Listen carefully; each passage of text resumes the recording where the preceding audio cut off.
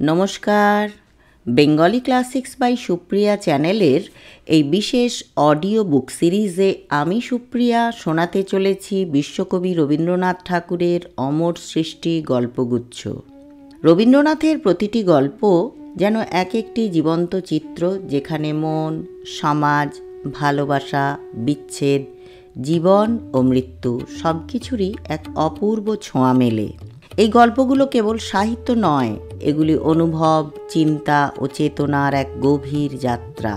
আসুন কণ্ঠের মাধ্যমে রবীন্দ্র সাহিত্যের মাধুর্যকে অনুভব করি এবং ডুবে যাই বাংলা সাহিত্যের সোনালী অধ্যায়ে।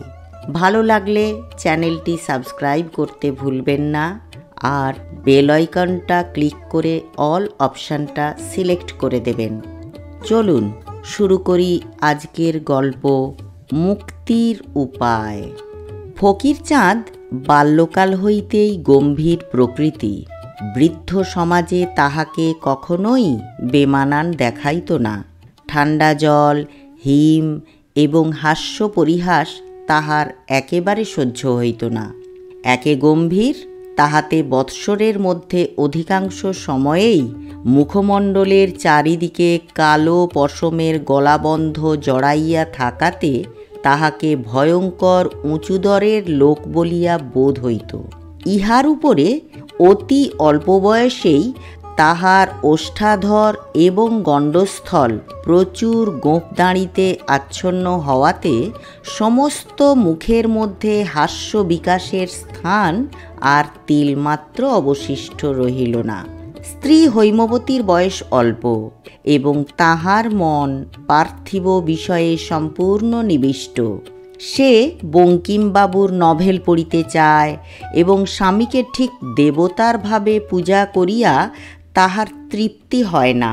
সে একটুখানি হাসি খুশি ভালোবাসে এবং বিকচোন্মুখ পুষ্প যেমন বায়ুর আন্দোলন এবং প্রভাতের আলোকের জন্য ব্যাকুল হয়, সেও তেমনি এই নবযৌবনের সময় স্বামীর নিকট হইতে আদর এবং হাস্যামোদ যথা পরিমাণে প্রত্যাশা করিয়া থাকে। কিন্তু স্বামী তাহাকে অবসর পাইলেই ভাগবত পড়ায়, সন্ধ্যাবেলায় ভগবদ্ গীতা শোনায় এবং তাহার আধ্যাত্মিক উন্নতির উদ্দেশ্যে মাঝে মাঝে শারীরিক শাসন করিতেও ত্রুটি করে না। যেদিন হৈমবতীর বালিশের নিচ হইতে কৃষ্ণকান্তের উইল বাহির হয়, সেদিন উক্ত লঘু প্রকৃতি যুবতীকে সমস্ত রাত্রি অশ্রুপাত করাইয়া তবে ফকির ক্ষান্ত হয়। একে নভেল পাঠ, তাহাতে আবার পতিদেবকে প্রতারণা। যাহা হোক, অবিশ্রান্ত আদেশ অনুদেশ উপদেশ ধর্মনীতি এবং দণ্ডনীতির দ্বারা অবশেষে হৈমবতীর মুখের হাসি, মনের সুখ এবং যৌবনের আবেগ একেবারে নিষ্কর্ষণ করিয়া ফেলিতে স্বামী দেবতা সম্পূর্ণ কৃতকার্য হইয়াছিলেন। কিন্তু অনাসক্ত লোকের পক্ষে সংসারে বিস্তর বিঘ্ন। পরে পরে ফকিরের এক ছেলে এক মেয়ে জন্মগ্রহণ করিয়া সংসার বন্ধন বাড়িয়া গেল। পিতার তাড়নায় এত বড় গম্ভীর প্রকৃতির ফকিরও আপিসে আপিসে কর্মের উমেদারিতে বাহির হইতে হইল। কিন্তু কর্ম জুটিবার কোনো সম্ভাবনা দেখা গেল না। তখন সে মনে করিল, বুদ্ধদেবের মতো আমি সংসার ত্যাগ করিব। এই ভাবিয়া একদিন গভীর রাত্রে ঘর ছাড়িয়া বাহির হইয়া গেল। মধ্যে আরেকটি ইতিহাস বলা আবশ্যক। নবগ্রামবাসী ষষ্ঠীচরণের এক ছেলে, নাম মাখনলাল। বিবাহের অনতি বিলম্বে সন্তানাদি না হওয়াতে পিতার অনুরোধে এবং নূতনত্বের প্রলোভনে আরেকটি বিবাহ করে। এই বিবাহের পর হইতে যথাক্রমে তাহার উভয় স্ত্রীর গর্ভে 7টি কন্যা এবং একটি পুত্র জন্মগ্রহণ করিল। মাখন লোকটার নিতান্ত শৌখিন এবং চপল প্রকৃতি। কোনো প্রকার গুরুতর কর্তব্যের দ্বারা আবদ্ধ হইতে নিতান্ত নারাজ।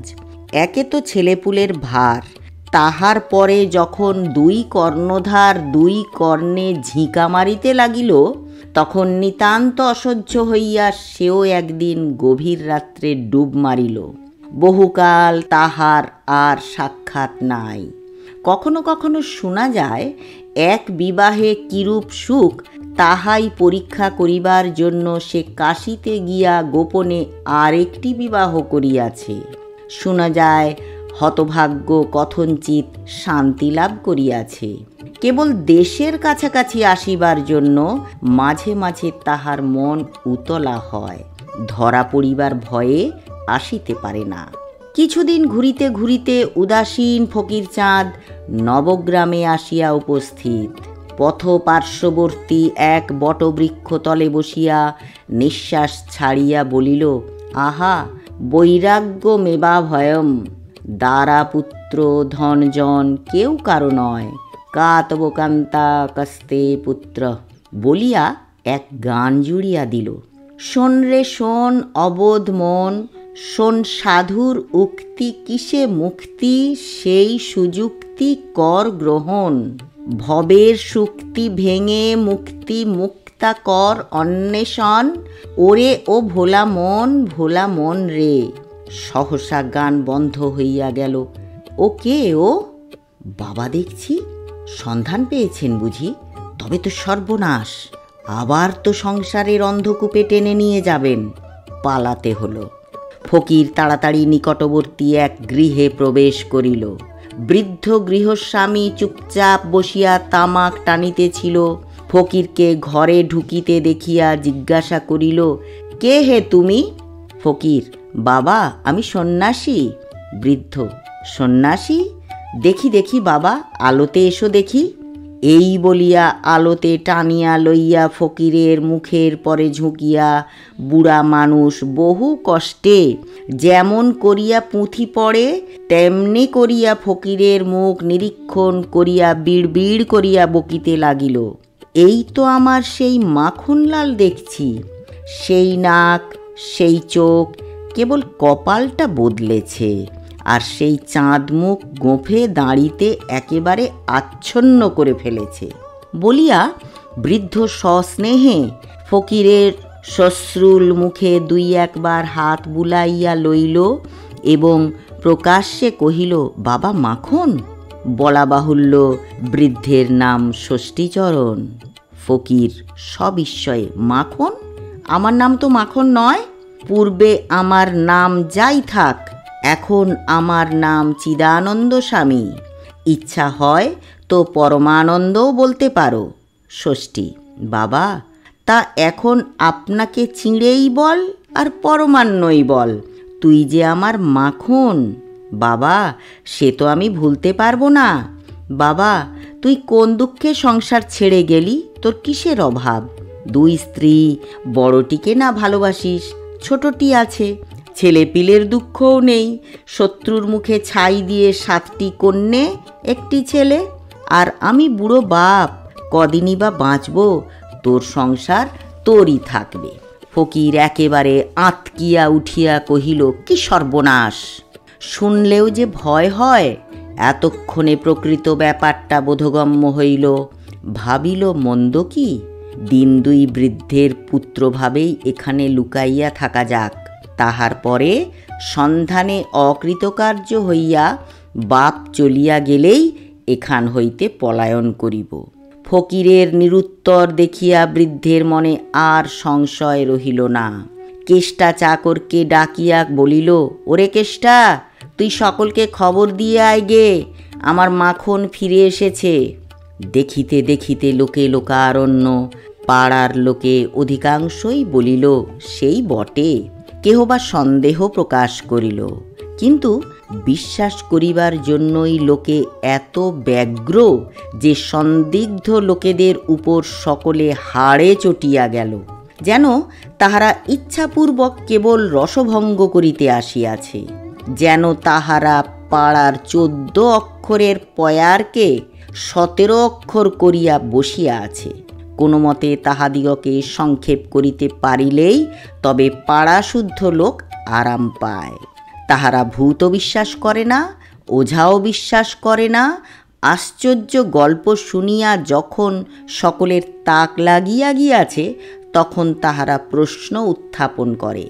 এক প্রকার নাস্তিক বলিলেই হয়। কিন্তু ভূত অবিশ্বাস করিলে ততটা ক্ষতি নাই। তাই বলিয়া বুড়া বাপের হারা ছেলেকে অবিশ্বাস করা যে নিতান্ত হৃদয়হীনতার কাজ। যাহা হোক, সকলের নিকট হইতে তাড়না খাইয়া সংশয়ীর দল থামিয়া গেল।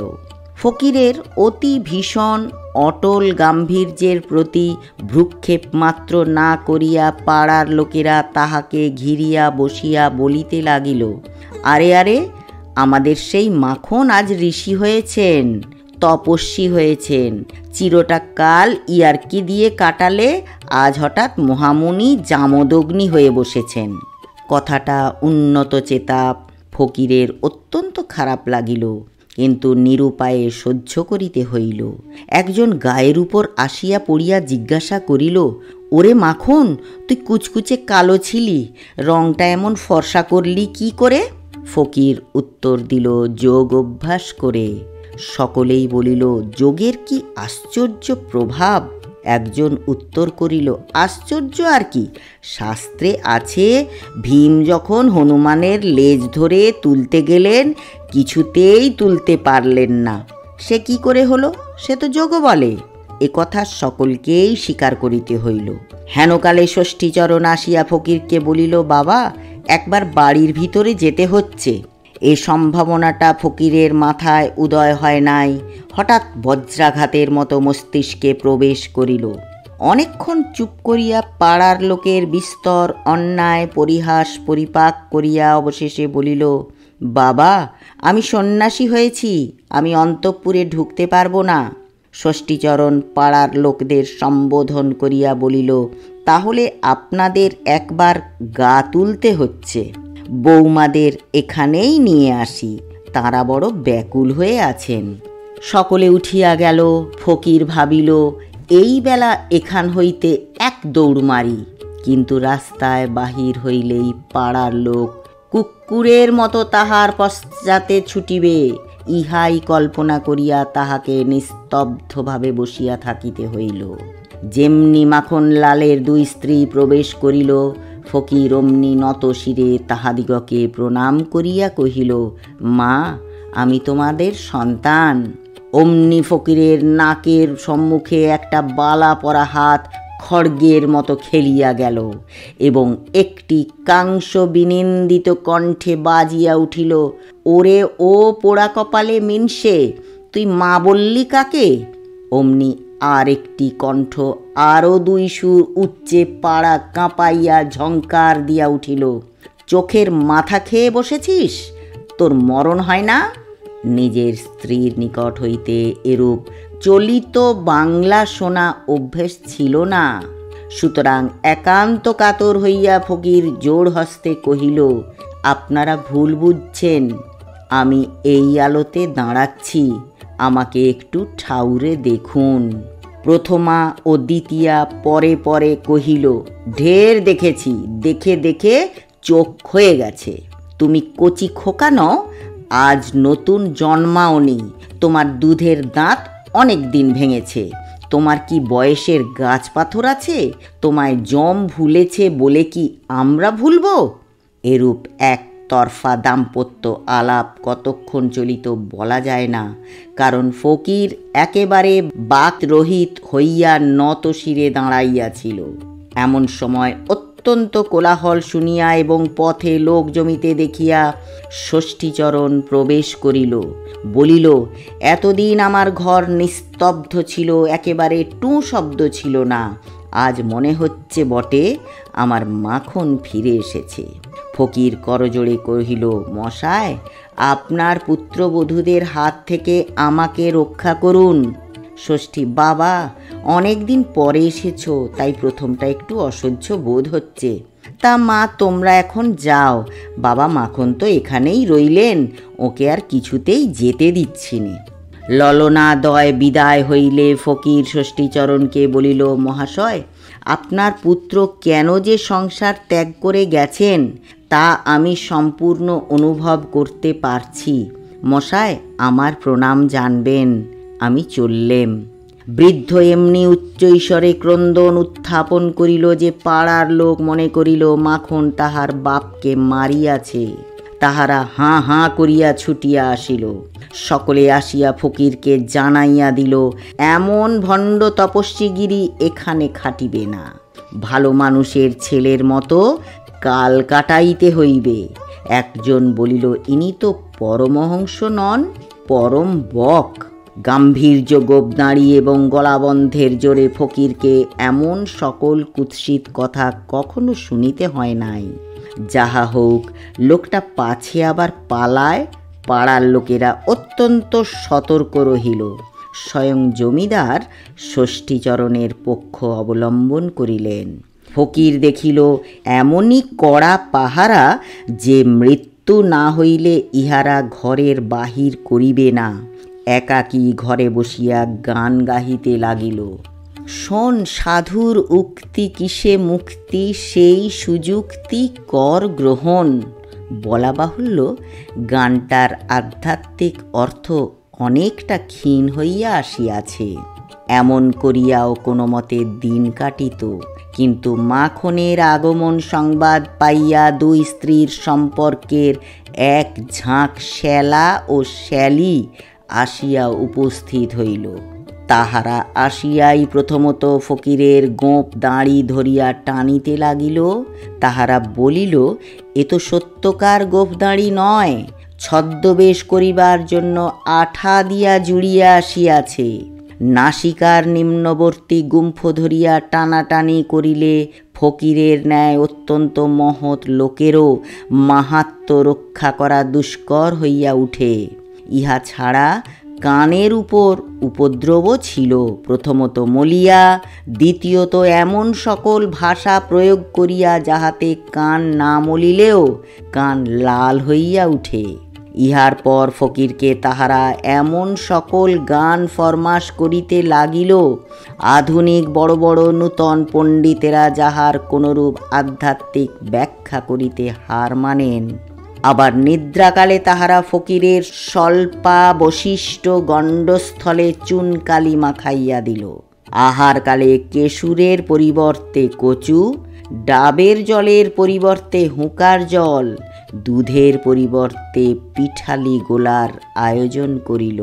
পিঁড়ার নিচে সুপারি রাখিয়া তাহাকে আছাড় খাওয়াইল, লেজ বানাইল এবং সহস্র প্রচলিত উপায়ে ফকিরের অভ্রভেদী গাম্ভীর্য ভূমিসাৎ করিয়া দিল। ফকির রাগিয়া ফুলিয়া ফাঁপিয়া ঝাঁকিয়া হাঁকিয়া কিছুতেই উপদ্রবকারীদের মনে ভীতির সঞ্চার করিতে পারিল না। কেবল সর্বসাধারণের নিকট অধিকতর হাস্যাস্পদ হইতে লাগিল। ইহার উপরে আবার অন্তরাল হইতে একটি মিষ্ট কণ্ঠের উচ্চ হাস্য মাঝে মাঝে কর্ণগোচর হইত। সেটা যেন পরিচিত বলিয়া ঠেকিত এবং মন দ্বিগুণ অধৈর্য হইয়া উঠিত। পরিচিত কণ্ঠ পাঠকের অপরিচিত নহে, এইটুকু বলিলেই যথেষ্ট হইবে যে ষষ্ঠীচরণ কোনো এক সম্পর্কে হৈমবতীর মামা। বিবাহের পর শাশুড়ির দ্বারা নিতান্ত নিপীড়িত হইয়া মাতৃপিতৃহীনা হৈমবতী মাঝে মাঝে কোনো না কোনো কুটুম্ব বাড়িতে আশ্রয় গ্রহণ করিত। অনেক দিন পরে সে মামার বাড়ি আসিয়া নেপথ্য হইতে এক পরম কৌতুকাবহ অভিনয় নিরীক্ষণ করিতেছে। তৎকালে হৈমবতীর স্বাভাবিক রঙ্গপ্রিয়তার সঙ্গে প্রতিহিংসা প্রবৃত্তির উদ্রেক হইয়াছিল কিনা চরিত্র তত্ত্বজ্ঞ পণ্ডিতেরা স্থির করিবেন, আমরা বলিতে অক্ষম। ঠাট্টার সম্পর্কীয় লোকেরা মাঝে মাঝে বিশ্রাম করিত, কিন্তু স্নেহের সম্পর্কীয় লোকদের হাত হইতে পরিত্রাণ পাওয়া কঠিন। 7 মেয়ে এবং 1 ছেলে তাহাকে এক দণ্ড ছাড়ে না। বাপের স্নেহ অধিকার করিবার জন্য তাহাদের মা তাহাদিগকে অনুক্ষণ নিযুক্ত রাখিয়াছিলেন। 2 মাতার মধ্যে আবার রেষারেষি ছিল, উভয়েরই চেষ্টা যাহাতে নিজের সন্তানই অধিক আদর পায়। উভয়েই নিজ নিজ সন্তানদিগকে সর্বদাই উত্তেজিত করিতে লাগিল। দুই দলে মিলিয়া পিতার গলা জড়াইয়া ধরা, কোলে বসা, মুখচুম্বন করা প্রভৃতি প্রবল স্নেহ ব্যক্তি কার্যে পরস্পরকে জিতিবার চেষ্টা করিতে লাগিল। বলা বাহুল্য, ফকির লোকটা অত্যন্ত নির্লিপ্ত ভাব, নহিলে নিজের সন্তানদের অকাতরে ফেলিয়া আসিতে পারিত না। শিশুরা ভক্তি করিতে জানে না, তাহারা সাধুত্বের নিকট অভিভূত হইতে শিখে নাই। এই জন্য ফকির শিশু জাতির প্রতি তিলমাত্র অনুরক্ত ছিলেন না। তাহাদিগকে তিনি কীট পতঙ্গের ন্যায় দেহ হইতে দূরে রাখিতে ইচ্ছা করিতেন। সম্প্রতি তিনি অহরহ শিশু পঙ্গপালে আচ্ছন্ন হইয়া বর্জয়ীশ অক্ষরের ছোট বড় নোটের দ্বারা আদ্যপান্ত সমাকীর্ণ ঐতিহাসিক প্রবন্ধের ন্যায় শোভমান হইলেন। তাহাদের মধ্যে বয়সের বিস্তর তারতম্য ছিল এবং তাহারা সকলেই কিছু তাহার সহিত বয়প্রাপ্ত সভ্যজনচিত ব্যবহার করিত না। শুদ্ধ সূচি ফকিরের চক্ষে অনেক সময় অশ্রুর সঞ্চার হইত এবং তাহা আনন্দাশ্রু নহে। পরের ছেলেরা যখন নানা সুরে তাহাকে বাবা বাবা করিয়া ডাকিয়া আদর করিত, তখন তাহার সাংঘাতিক পাশবশক্তি প্রয়োগ করিবার একান্ত ইচ্ছা হইত, কিন্তু ভয়ে পারিতেন না। মুখ চক্ষু বিকৃত করিয়া চুপ করিয়া বসিয়া থাকিতেন। অবশেষে ফকির মহা চেঁচামেচি করিয়া বলিতে লাগিল, আমি যাবই, দেখি আমাকে কে আটক করিতে পারে। তখন গ্রামের লোক এক উকিল আনিয়া উপস্থিত করিল। উকিল আসিয়া কহিল, জানেন আপনার দুই স্ত্রী? ফকির, আজ্ঞে, এখানে এসে প্রথম জানলুম। উকিল, আর আপনার 7 মেয়ে 1 ছেলে, তার মধ্যে 2টি মেয়ে বিবাহযোগ্যা। ফকির, আজ্ঞে, আপনি আমার চেয়ে ঢের বেশি জানেন দেখতে পাচ্ছি। উকিল, আপনার এই বৃহৎ পরিবারের ভরণ পোষণের ভার আপনি যদি না নেন, তবে আপনার অনাথিনী 2 স্ত্রী আদালতের আশ্রয় গ্রহণ করবেন, পূর্ব হতে বলে রাখলুম। ফকির সবচেয়ে আদালতকে ভয় করিত। তাহার জানা ছিল উকিলেরা জেরা করিবার সময় মহাপুরুষদিগের মান মর্যাদা গাম্ভীর্যকে খাতির করে না, প্রকাশ্যে অপমান করে এবং খবরের কাগজে তাহার রিপোর্ট বাহির হয়। ফকির অশ্রুসিক্ত লোচনে উকিলকে বিস্তারিত আত্মপরিচয় দিতে চেষ্টা করিল। উকিল তাহার চাতুরীর, তাহার উপস্থিত বুদ্ধির, তাহার মিথ্যা গল্প রচনার অসাধারণ ক্ষমতার ভূয়ো ভূয়ো প্রশংসা করিতে লাগিল। শুনিয়া ফকিরের আপন হস্তপদ দংশন করিতে ইচ্ছা করিতে লাগিল। ষষ্ঠীচরণ ফকিরকে পুনশ্চ পলায়নোদ্যত দেখিয়া শোকে অধীর হইয়া পড়িল। পাড়ার লোকে তাহাকে চারিদিকে ঘিরিয়া অজস্র গালি দিল এবং উকিল তাহাকে এমন শাসাইল যে তাহার মুখে আর কথা রহিল না। ইহার পর যখন 8 জন বালক বালিকার গাঢ় স্নেহে তাহাকে চারিদিকে আলিঙ্গন করিয়া ধরিয়া তাহার শ্বাসরোধ করিবার উপক্রম করিল, তখন অন্তরাল স্থিত হৈমবতী হাসিবে কি কাঁদিবে ভাবিয়া পাইল না। ফকির অন্য উপায় না দেখিয়া ইতিমধ্যে নিজের পিতাকে একখানা চিঠি লিখিয়া সমস্ত অবস্থা নিবেদন করিয়াছিল। সেই পত্র পাইয়া ফকিরের পিতা হরিচরণ বাবু আসিয়া উপস্থিত। পাড়ার লোক, জমিদার এবং উকিল কিছুতেই দখল ছাড়ে না। এ লোকটি যে ফকির নহে মাখন, তাহারা তাহার অজস্র অকাট্য প্রমাণ প্রয়োগ করিল। এমন কি, যে ধাত্রী মাখনকে মানুষ করিয়াছিল, সেই বুড়িকে আনিয়া হাজির করিল। সে কম্পিত হস্তে ফকিরের চিবুক তুলিয়া ধরিয়া মুখ নিরীক্ষণ করিয়া তাহার দাঁড়ির উপরে দরবিগলিত ধারায় অশ্রুপাত করিতে লাগিল। যখন দেখিল তাহাতেও ফকির রাস মানে না, তখন ঘোমটা টানিয়া দুই স্ত্রী আসিয়া উপস্থিত হইল। পাড়ার লোকেরা শশব্যস্ত হইয়া ঘরের বাহিরে চলিয়া গেল। কেবল দুই বাপ, ফকির এবং শিশুরা ঘরে রহিল। দুই স্ত্রী হাত নাড়িয়া নাড়িয়া ফকিরকে জিজ্ঞাসা করিল, কোন চুলোয় জমের কোন দুয়ারে যাবার ইচ্ছে হয়েছে? ফকির তাহা নির্দিষ্ট করিয়া বলিতে পারিল না, সুতরাং নিরুত্তর হইয়া রহিল। কিন্তু ভাবে যেরূপ প্রকাশ পাইল, তাহাতে জমের কোনো বিশেষ দ্বারের প্রতি তাহার যে বিশেষ পক্ষপাত আছে এরূপ বোধ হইল না। আপাতত যে কোনো একটা দ্বার পাইলেই সে বাঁচে, কেবল একবার বাহির হইতে পারিলেই হয়। তখন আর একটি রমণী মূর্তি গৃহে প্রবেশ করিয়া ফকিরকে প্রণাম করিল। ফকির প্রথমে অবাক, তাহার পরে আনন্দে উৎফুল্ল হইয়া উঠিয়া বলিল, এ যে হৈমবতী। নিজের অথবা পরের স্ত্রীকে দেখিয়া এত প্রেম তাহার চক্ষে ইতিপূর্বে কখনো প্রকাশ পায় নাই। মনে হইল মূর্তিমতী মুক্তি স্বয়ং আসিয়া উপস্থিত। আরেকটি লোক মুখের উপর শালমুড়ি দিয়া অন্তরাল হইতে দেখিতেছিল, তাহার নাম মাখনলাল। একটি অপরিচিত নিরীহ ব্যক্তিকে নিজ পদে অভিষিক্ত দেখিয়া সে এতক্ষণ পরম সুখানুভব করিতেছিল। অবশেষে হৈমবতীকে উপস্থিত দেখিয়া বুঝিতে পারিল উক্ত নিরপরাধ ব্যক্তি তাহার নিজের ভগ্নিপতি। তখন দয়াপরতন্ত্র হইয়া ঘরে ঢুকিয়া বলিল, না, আপনার লোককে এমন বিপদে ফেলা মহাপাতক।